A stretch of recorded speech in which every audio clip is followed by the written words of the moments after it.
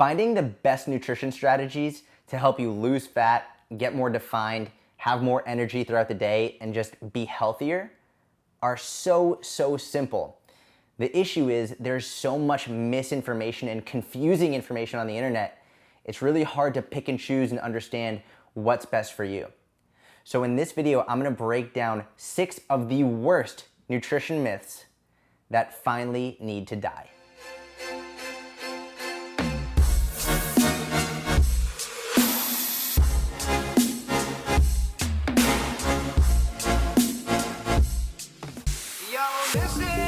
Here's the story about a little guy that lives in a blue world, and all day and all night, and everything he sees is just... The reason people started to recommend having 6 small meals per day to stoke your metabolism was because a long time ago, research actually found that every time you ate, your metabolism would spike. So researchers and doctors said, oh, it's probably better to have your metabolism spiking consistently throughout the day rather than only a couple times. But here's the catch. What we know now is that every time your metabolism spikes from food, it's directly related and proportional to how many calories was in the meal, which basically means it doesn't matter if you have 6 small meals per day or 4 moderate-sized meals or 2 big meals, as long as your total energy intake, total calorie intake is the same at the end of the day, because that will lead to the same total amount of metabolic spike.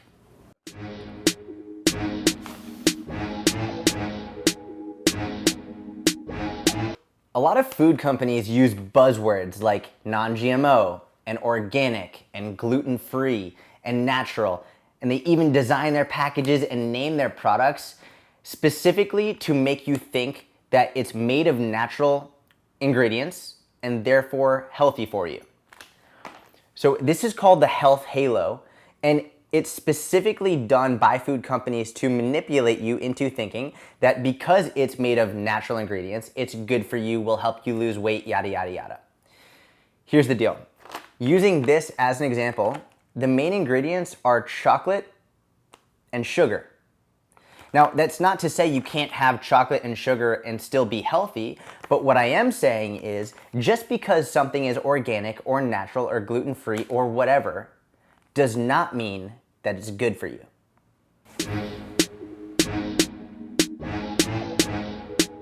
So I'm not a guy to really get angry about too much, but when I see companies advertising to you and marketing to you about these cleanses and detoxes that are supposed to eliminate the awful toxins inside your body, I get pretty upset because there isn't a single shred of evidence, not one, showing that these drinks do anything to actually detoxify your body.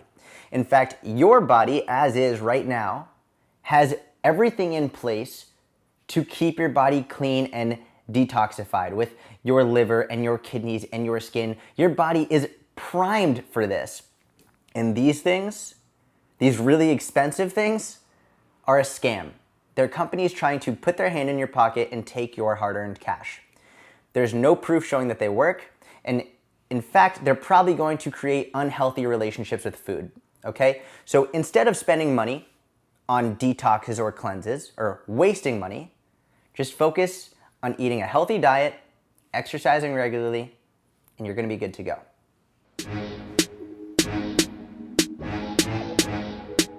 So I like to think of eggs as these amazing little nutrient sacks, as weird as that sounds, because they have ridiculously high quality protein and tons of vitamins and minerals and nutrients that are not only good just for general health and function, but you can't get them in any other food. Unfortunately, and this is what really sucks, along the way people have started to say that because the egg yolk is high in cholesterol, it's going to raise your cholesterol and therefore it's not healthy. But the good news is that's not true. It is true that eggs are high in cholesterol, but just because you eat cholesterol does not mean that your body's cholesterol is going to go up. This is what's important. Your body has what's called a negative feedback loop, which basically means that as you eat more cholesterol, your body downregulates production, and if you don't eat cholesterol, your body upregulates cholesterol production. So your body will find balance regardless of whether or not you're eating cholesterol or not. And the good news is, because eggs are so healthy for you and because they have so many nutritious properties, it's in your best benefit to have a couple egg yolks on a regular basis. It's nothing to worry about with your cholesterol, and you're gonna get a lot more health benefits.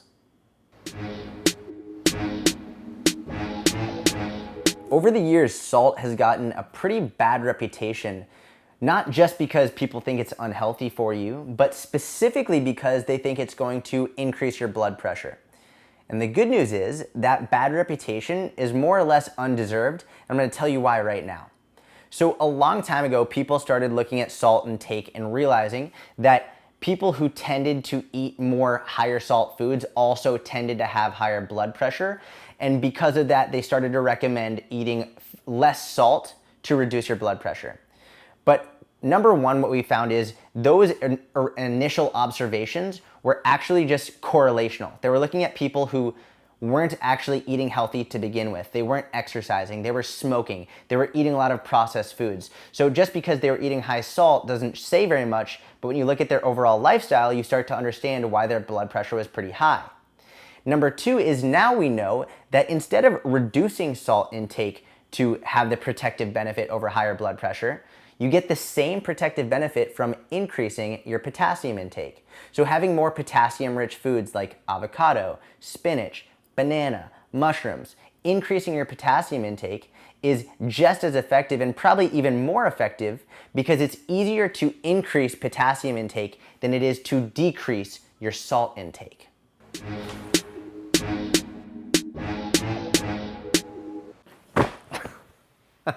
A lot of people think that you can't eat late at night because the food will just sit in your stomach and turn into fat because you're not doing anything active and your body isn't going to burn any calories digesting it or yada, yada, yada. This is false. It doesn't matter what time you eat. It doesn't matter if it's noon, 8 p.m., 2 a.m. It doesn't matter when you eat. What matters, and this is really the most important component of all of this, is how much you eat, and specifically how many calories you're eating on a daily basis. If you're eating too many, you will gain weight. And if you're eating less than your body needs, you'll lose weight. And if you're eating exactly as much as your body needs, which we call maintenance, you'll stay the same. So it doesn't matter if you eat immediately before you go to bed or not. As long as your calorie intake is in check, you're not going to gain weight.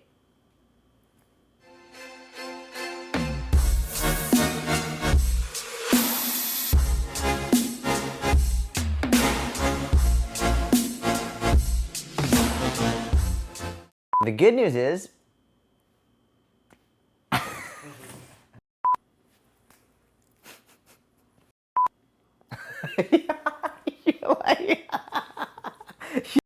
ready?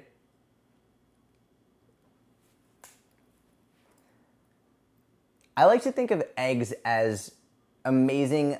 Oh, fuck, I can't do it. Like thinking about the crack in it, I'm like, it's gonna fucking spill everywhere.